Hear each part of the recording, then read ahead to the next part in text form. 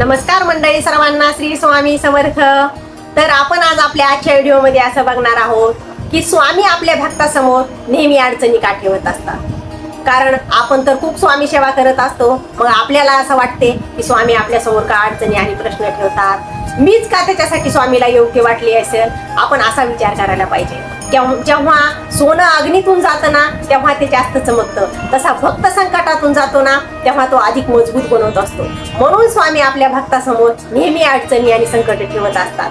कसं आहे ना, अनेक तुम्ही इतिहासामध्ये जाऊन बघा, खूप भक्त होऊन गेले, त्यांच्यासमोर खूप अडचणी आल्या, पण त्यांनी स्वामीचं नामस्मरण काही सोडलं नाही. म्हणून आपण कितीही संकट येऊ द्या आणि कितीही अडचणी येऊ द्या, स्वामीचं नामस्मरण कधी सोडायचं नसतं. कारण स्वामी आपली परीक्षा घेत असतात. आपल्याला अधिक मजबूत बनवण्यासाठी, प्रत्येक परिस्थितीचा सामना करण्यासाठी स्वामी आपल्यासमोर अडचणी ठेवत असतात.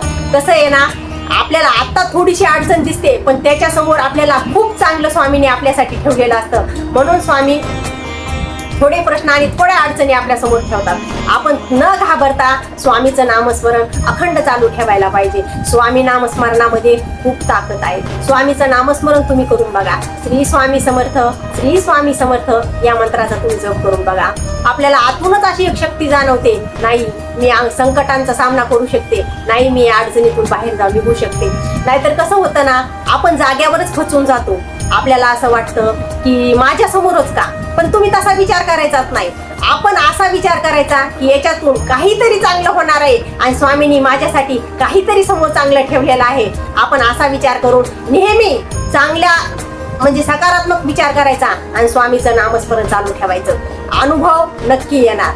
कारण स्वामी म्हणतात, अशक्य ही शक्य करतील स्वामी. आणि स्वामी हमेशा आपल्या पाठीशी राहतात. आपल्या भक्तांना नेहमी खंबीरपणे साथ देत असतात.